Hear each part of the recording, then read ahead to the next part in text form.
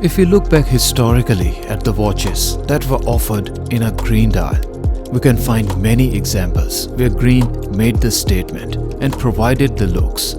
But in the world of watches and horology, the craze for the green color was never really up to the level where it could compete with some more historically significant colors like a blue.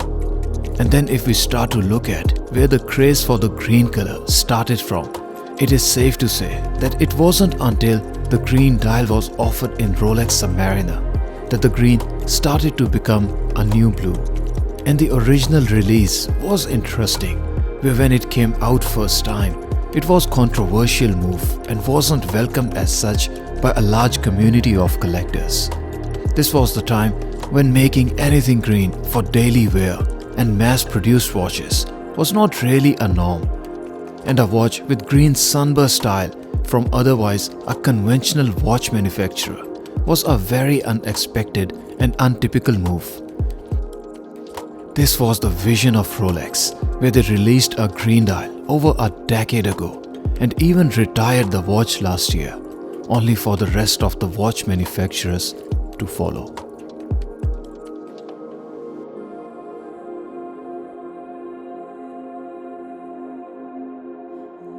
While Rolex paid goodbye to green in the Submariner range, the departure was also not quite with the color, and where the Submariner 41 came with just the green bezel, Rolex unveiled colored dials in the OP41 range.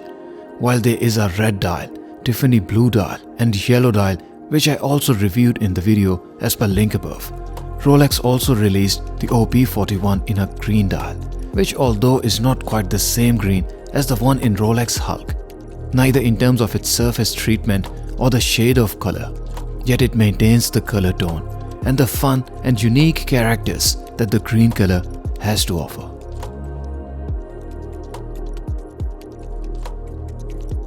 With Oyster Perpetual range, Rolex have been experimenting things for a few years now, and is quite possibly the ingredients of simple 300 dial with no date and classic Rolex looks and experience that it just seems to work each time. Where Rolex released more conventional black and white colors in the dial on OP39. This time, the change and the move was more dramatic, and with all the youthful and fun colors Rolex has offered in the OP41 line, it is truly one of a kind Rolex, where it's anything but a conventional Rolex. There is also no other Rolex that you can find in similar color tones and fun looks, hence the desirability of OP41 range in recent times. The green dial here is matte textured, and where the Hulk dial, being sunburst, would play with the light and shadows, here the dial doesn't reflect any light, rather stays true to its color tone. But then it has coolness and uniqueness of its own, where it offers a similar matte texture as we used to get in the Smurf dial, which was the very high-end reference for Rolex Submariner in white gold. The shade of the green here is also quite darker, and under most of indoor lighting conditions or lower ambient light, it can look to be a black dial, which does add more versatility and daily characters to the watch. And then when the light hits the dial right, it shows the true shades of green and glorifies the experience on the wrist, where you would look at it more often than you would need to. The hour markers on the OP41 come with chamfered edges along their longer sides, but if you notice closely, the shorter side of rectangular hour markers do not have any chamfers or bevels, and this is one difference the OP41 has from the OP36, which comes with all sides of rectangular hour markers with chamfered edges. The double stick hour markers at 3, 6 and 9 o'clock fill the dial here nicely, to the point where neither it looks empty nor it looks overly busy. I've discussed each dimension of this watch in my earlier OP41 videos and shared individually the sizes for the crystal, lug-to-lug and bezel. So in the interest of time, I've linked those videos on the top right corner of your screen, and let's not repeat the same information again. Under the macro, the hour hand comes with decent level of details. there's no chamfering or beveling at the other end, but there's also no rough finishing or poor workmanship on side. Similar is the case with the minute hand, where the surface finish and the treatment is all polished and there's no surface bars or high spots on side. I discussed the tip of the other hand in my black dial OP41 and checking this one again at the same point. While there's no dents or dings here, there's again some surface irregularity that you can see on the screen. If you wanted to look closely at the dial and its surface treatment, you can see in this clip the texture that leaves the dial with surface roughness or matte texture where it looks like it does. There's small dots or black marks I can see on the dial, which is naturally not ideal, but you can't spot it without the use of loupe. The text is also not quite as crisp under the macro as I've seen previously, and rather in this case the text has smudge marks, which is not something I was expecting.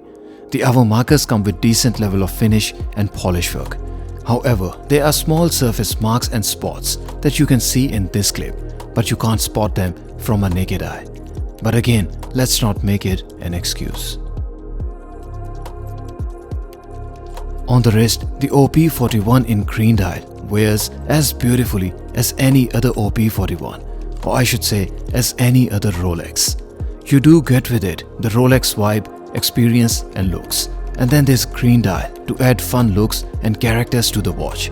My wrist size is 6.5 inches and wristband is 55mm, and the watch at 41mm case size and lug-to-lug of 47.3mm wears perfectly on my wrist, and there's no sense that it is oversized for my wrist. The case thickness of the watch is 11.7mm, and while it is not the thinnest watch to be seen, it is relatively a thin watch for today's benchmark numbers, and I don't believe you will have any issues in slipping your cuffs over this watch in your day-to-day wear. The watch bracelet is all brushed, and that adds to the sporty and versatile characters. And then there's a clasp that, although doesn't have any safety lock, yet we have 5mm easy link system. And then there's micro adjustments to further add to the flexibility. Rolex Oyster Perpetual 41mm is an interesting watch with some design characters, functionality and specifications, where it not just offers the perfect looks, experience and versatility that are very true to Rolex, but then it also comes with the dial color that are, put simply, only available in the Rolex OP range. And these dial colors add so much character and personality to the watch that just because you have a professional or more high-spec Rolex in your collection wouldn't necessarily mean that you don't need an OP. And then, while the fun characters are there to offer looks, this all brushed bracelet and then the clasp offers sporty and understated looks to the watch, where it may start to look too casual due to all brushed treatment on the bracelet. The bezel then adds contrast with the polished and dome profile to add some dressy looks, which makes it a watch that is usable in basically any circumstances. With green becoming the new blue and being already in not just the watch world, rather in the Rolex production line, uninterrupted for well over a decade now, it's safe to say, it's not just green, it's evergreen.